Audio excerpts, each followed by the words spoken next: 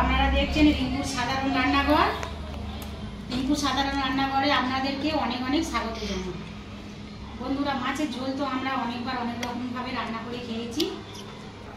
আজকের আমার রেসিপি রুই মাছ ঝোল, আদলা ঝোল। খুব সহজ সরল, ঘরে থাকা সাধারণ মশলা দিয়ে, সাদা তেল দিয়ে রান্না করব। আপনারা আমার ভিডিওটা দেখতে থাকুন প্রথম থেকে শেষ পর্যন্ত। আর যারা নতুন রান্না শিখছো বন্ধুরা, তারা একবার হলেও আমার সহজ সরল রুই মাছের ঝোল রেসিপিটি বাড়িতেও রান্না করবেন। খুব ঝটপট হয়ে যাবে, খুব সহজ সরল, আর খেতেও দুর্দান্ত হবে। তাহলে আমি এখন রান্না শুরু করছি।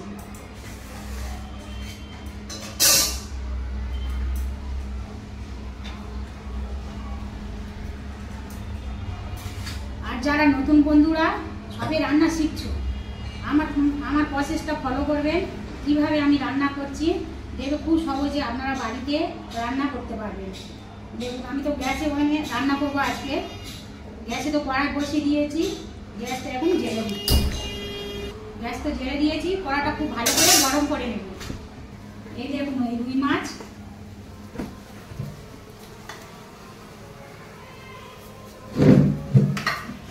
বাজার থেকে কেটে নিয়ে এসেছে। আমি তো ঘরে ভালো করে পরিষ্কার করে ধুয়ে নিয়েছি। আর আগে থেকে তো সব কিছু হাতের কাছে, মানে ধুয়ে কেটে ধুয়ে সব কিছু হাতের কাছে রেখে দিয়েছি। এই আলু, ঝিঙে, টমেটো, আদা, কাঁচা লঙ্কা, 7টা কাঁচা লঙ্কা, পেঁয়াজ সব হাতের কাছে কেটে নিয়েছি। এই মুসুর ডালে করবো। আমি তো এই ঝিঙে আলু মোটা মোটা করে কেটেছি, লম্বা লম্বা করে। আপনারা আপনাদের পছন্দ মতো সবজি কাটবেন। কড়া তো খুব ভালো করে গরম হয়ে গেছে। এবারে সাদা তেলে রান্না করছি। যতক্ষণ তেল গরম হোক, আমি মাছে নুন হলুদ দিয়ে মাখিয়ে নেব। নুন হলুদ দিয়ে মাছ মেখে নেব।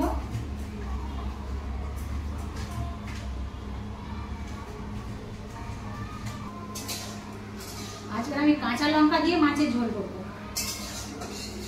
আপনারা যদি কাঁচা লঙ্কা দিয়ে না রান্না করেন, তাহলে ঝাল লঙ্কার গুঁড়ো দিয়েও রান্না করবেন, তাতেও খেতে দুর্দান্ত হবে। হলুদ মাখানো মাছগুলো এক এক করে দিয়ে দেবো।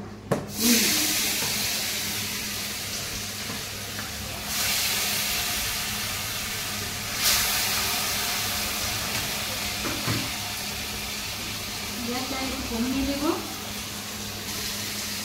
মাছ ভাজার সময় গ্যাসটা একটু মিডিয়ামে রাখতে হবে। বেশি হাইতে দিলে মাছ হয়তো উপরের অংশটা তাড়াতাড়ি লালই হয়ে যাবে, কিন্তু ভিতরে মাছ কাঁচা থাকবে। ভাজলে মাছ তাড়াতাড়ি পুড়েও যায়। আর তেলটা মাছ যখন ভাজবেন তখন তেল ভালো করে গরম করে তারপরে তেলের মধ্যে এক এক করে মাছ দেবেন, তাতে মাছ ভাজতে খুব সুবিধা হবে, ভালোভাবে ভাজা হয়ে যাবে। কুমড়ো আছে তো সঙ্গে, সব রকম সবজির সঙ্গে কুমড়ো আছে তো, ওই জন্য অনেকটা জল বেরোয়েছে। আমার জল দিতে হয়নি। ঢেঁড়স আছে, ঝিঙে আছে, বরবটি আছে, চিচিঙ্গে আছে। মাছের তেল ফোটা দিয়ে চচ্চড়ি তো, তাহলে একদম তো জমে যাবে চচ্চড়িটা।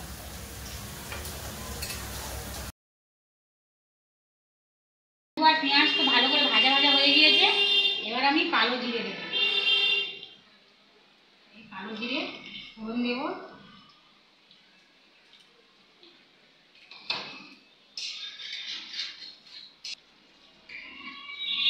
একটা টমেটো, কেটে দিয়ে রাখা ঝিঙে দিয়ে দেব।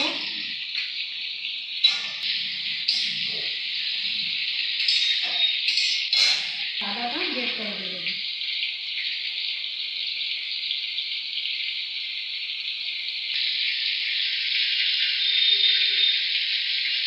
টমেটোগুলো ভালো করে একসঙ্গে কষিয়ে নেব।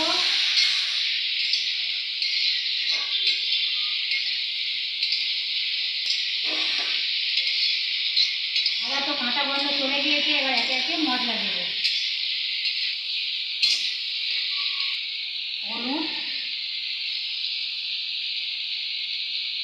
ঝাল লঙ্কার গুঁড়ো,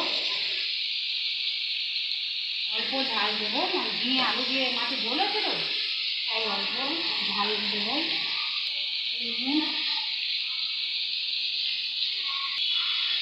ধনের গুঁড়ো,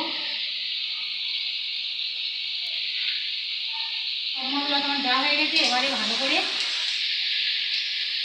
সবার সঙ্গে ভালো করে কষিয়ে নেব। জিরে গুঁড়ো আমি এখন দিইনি, মাছ দেওয়ার পর নামাবার আগে দেব।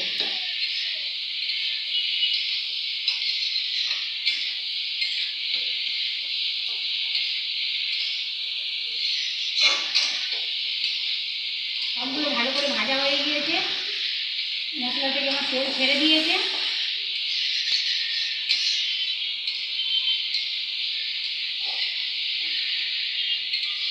এবার আমি জল দিই।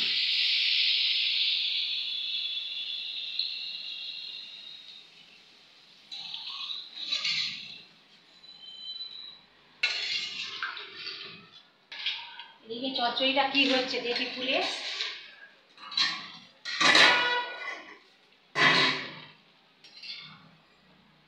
চচ্চড়ি থেকে তো অনেক জল বার হয়ে গেছে। আর এই দেখুন কত সবজি নাড়া যাচ্ছিল না, এবার কতটা কমে গিয়েছে। এবার ভালো করে নাড়া যাচ্ছে। আর ঢাকা দেবো না, অনেক জল বার হয়ে গেছে, জলটা মুখতে অনেক সময় লাগবে। তরকারি তখন ভালো করে ফুটে গিয়েছে। এবার ভেজে রাখা মাছগুলো দিয়ে দেবো।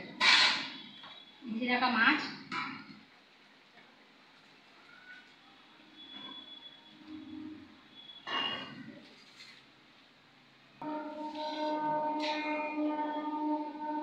জিরে গুঁড়ো,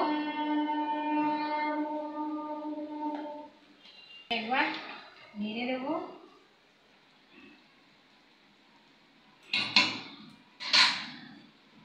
আবার ঢাকা দেবো।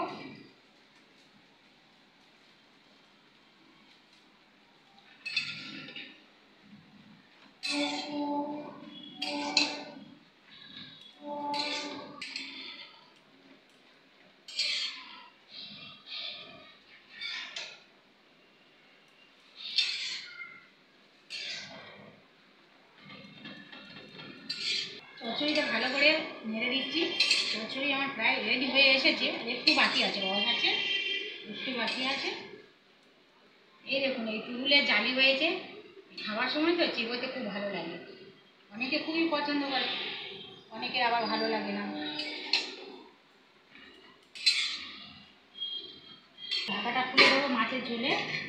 তরকারি তো আমার রেডি হয়ে গেছে। ঢাকা খোলার পর তো খুব সুন্দর একটা গন্ধ বার হয়েছে। আলু তো আমার ভালো করে সিদ্ধ হয়ে গিয়েছে।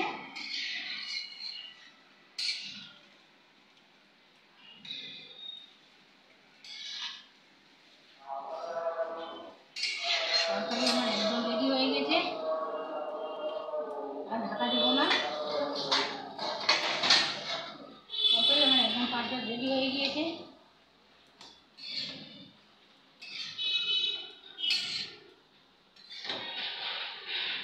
নুন ঠিক আছে কিনা একটু চেখে দেবো।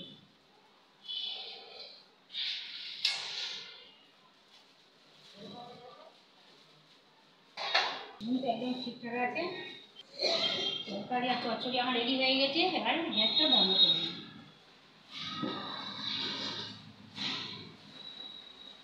এই দেখুন কত সুন্দর কালার হয়েছে। চচ্চড়ি তো এদিকে হয়ে গিয়েছে, মাছের ঝোল ঝিঙে আলু দিয়ে রুই মাছের ঝোল তো আমার একদম পারফেক্ট রেডি হয়ে গিয়েছে। আপনাদের যদি আমার রেসিপি দুটো ভালো লাগে তাহলে কমেন্ট করে জানাবেন। আমি রিঙ্কু, আপনারা দেখছেন রিঙ্কু রান্নাঘর।